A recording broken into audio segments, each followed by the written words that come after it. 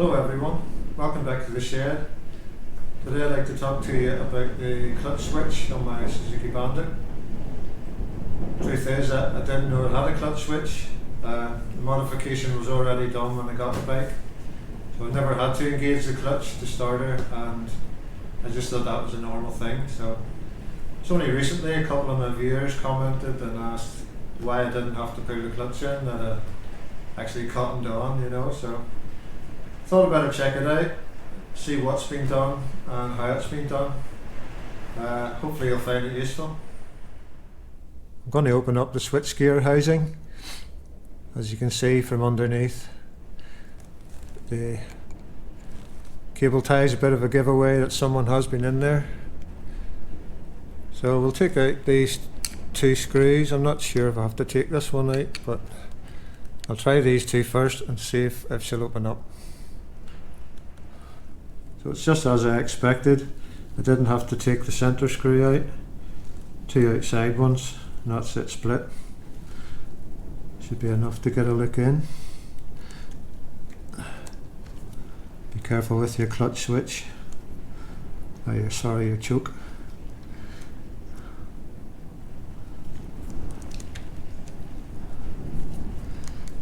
These are the two wires connected to the clutch switch itself. I'm just going to pop these off.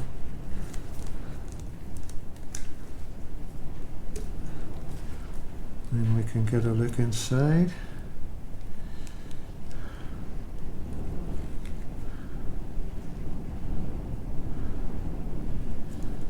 Still can't see how the mod's been done.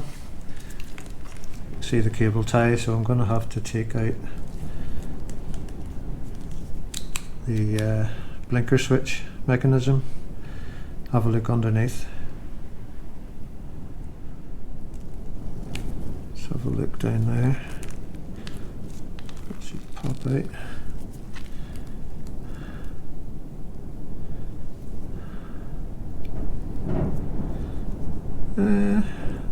Looks like those wires just loop into this wiring harness as normal.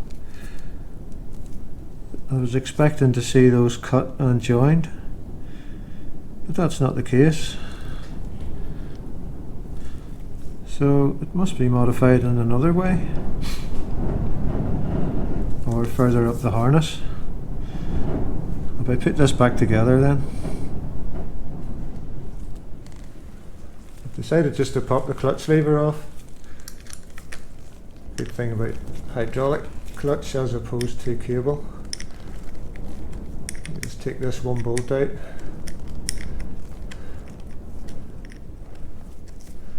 And we'll see how the switch is operating on the inside.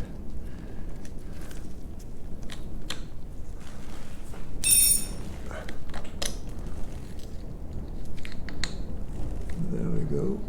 Just be careful with your little plunger.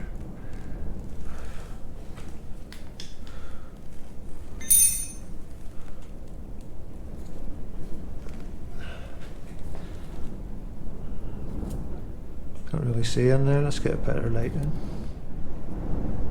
Well guys, the truth finally reveals itself. It appears there has been no wiring modification done. This little part of the switch is jammed. It's actually a bit squashed. So it must be jammed in the on position. And it's supposed to move over.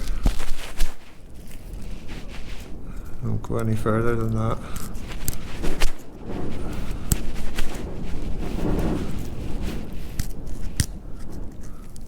I think I'll just put it back to there.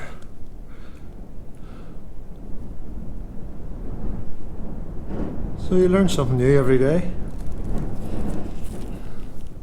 So that was a bit unexpected. Not sure what I'm going to do at the minute.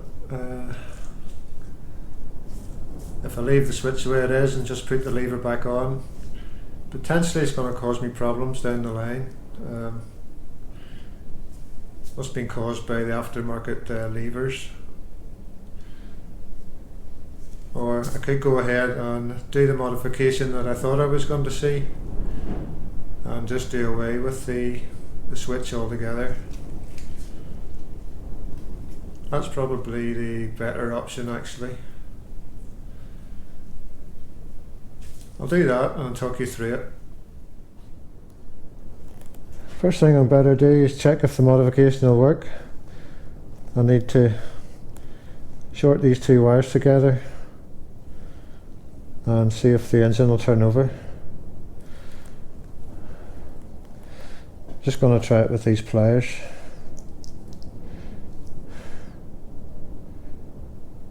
For now.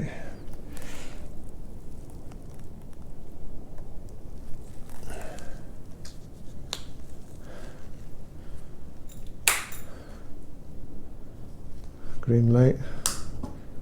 Switch on. That's all I need to hear. If I take the pliers away, nothing. So I'm going to solder these wires together, cut them shorter.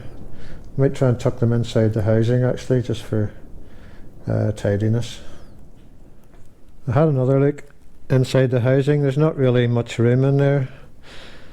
By the time I make a loop, solder this together and put some tape over it, it's going to be quite chunky. So rather than squeeze it in there and risk any other sort of damage, I'm just going to make a loop.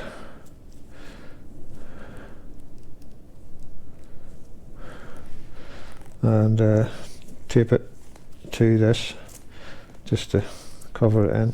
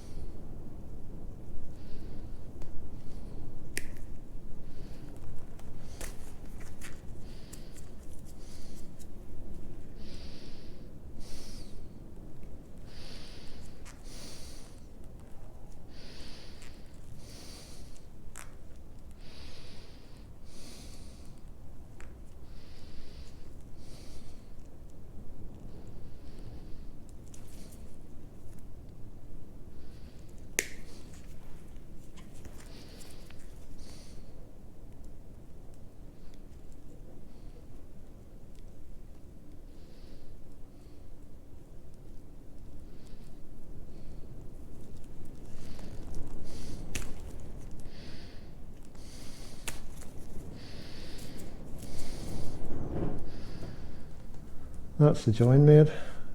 Next thing to do, put a little bit of flux on.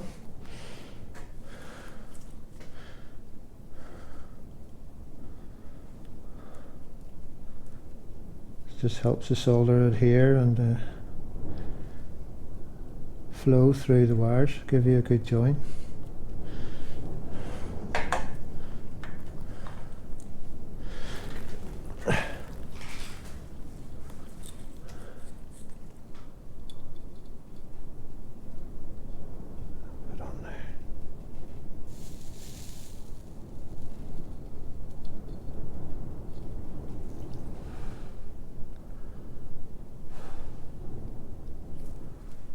That should do it.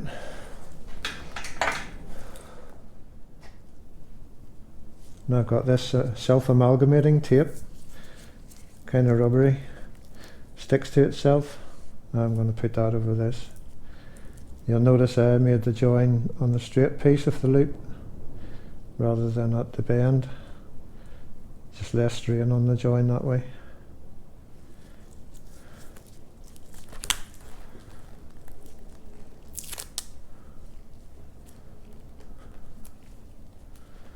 Bit fiddly, but we'll get it done.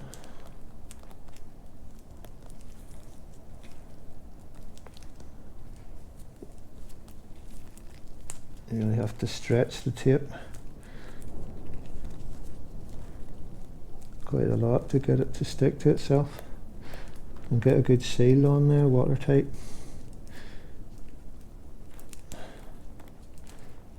That's probably a bit long, that piece actually.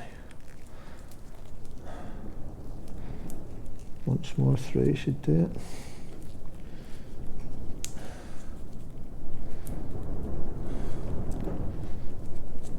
just take that off there.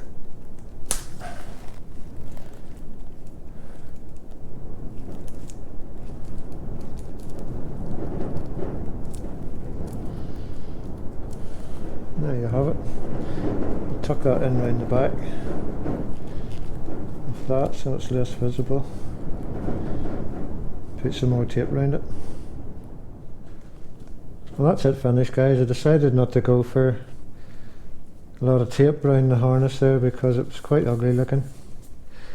I've just tucked the wee loop down the back there and put one cable tie on. I think it's quite tidy looking. You can see it up there. Probably not.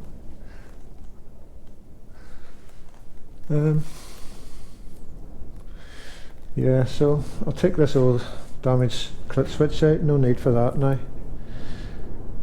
Put my lever back on, and that's about it. So there you have it, guys. Fairly straightforward. Nothing too worrying. One thing I must stress: this modification will only work on carbureted bikes, mostly Suzuki's like SVs and so forth, but the carbureted version, the fuel injection bikes, if you do this mod, it'll upset the ECU, your mapping will be off, the bike will be running rich and you'll lose a lot of power. So just bear that in mind. Carbureted bikes only. Of course, don't have a map on these. Also, just to keep myself right, I want to put out a wee disclaimer that you'll be doing this at your own risk, of course. I'm sure you're all grown up boys and girls, so you know what you're doing. If you're a newbie, make sure you see that green neutral light before you press the start button, or your bike will jump forward if she's in gear. Lecture over. Thanks for watching anyway. I hope this maybe helped you out. Stay safe, and we'll see you on the next one.